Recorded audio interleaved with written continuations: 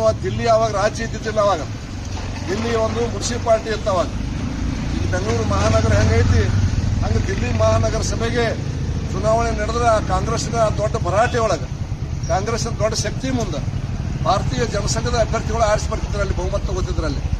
ಅಂದ್ರೆ ಅಲ್ಲಿ ಮೇಯರ್ ಯಾರು ಇರ್ತಾರಂದ್ರೆ ಭಾರತೀಯ ಜನಸಂಘದವ್ರು ಹಾಕಿದ್ರಲ್ಲಿ. ಅಂದ್ರೆ ದೇಶದ ತುಂಬಾ ಕಾಂಗ್ರೆಸ್ ಇದ್ರು ಕೂಡ ದಿಲ್ಲಿ ನಗರಸಭೆಯೊಳಗೆ ಭಾರತೀಯ ಜನಸಂಘದ ಮೇಯರ್ ಹಾಕಿದ್ರು, ಚೇರ್ಮನ್ ಹಾಕಿದ್ರಲ್ಲಿ. ಅಂದ್ರೆ ಈ ದೇಶದ ಯಾರ ಜಗತ್ತಿನವ್ರು ಯಾರ ಬಂದ್ರು ಕೂಡ ದಿಲ್ಲಿಯ ಮೇಯರ್ ಯಾರು ಅಂದ್ರೆ ಜನಸಂಘದ ಮೇಯರ್ ಇರ್ತಿದ್ರು. ಅವಾಗ ಅಂತ ಒಂದು ಗಂಡು ಮೆಟ್ಟಿನ ದಿಲ್ಲಿ ನಮಗೆ ಅವಾಗ ಬಲರಾಜ್ ಬೋಧಕ್ ಅಂತ ನಾಯಕರಿದ್ರು. ಅವಾಗ ಆದ ಕಾಲಕ್ರಮೇಣದಲ್ಲಿ ಸುಮಾರು 27 ವರ್ಷಗಳ ಹಿಂದೆ ಭಾರತೀಯ ಜನತಾ ಪಾರ್ಟಿ ಅಲ್ಲಿಂದ ಆಡಳಿತ ನಾವು ಕಳ್ಕೊಂಡ ಮೇಲೆ ಕಾಂಗ್ರೆಸ್ ಆಡಳಿತ ಪತ್ತಲ್ಲಿ ಶೀಲಾ ದೀಕ್ಷಿತ್ ಮುಖ್ಯಮಂತ್ರಿ ಆದರು, ಕಾಂಗ್ರೆಸ್ ಮುಖ್ಯಮಂತ್ರಿ ಆದರು.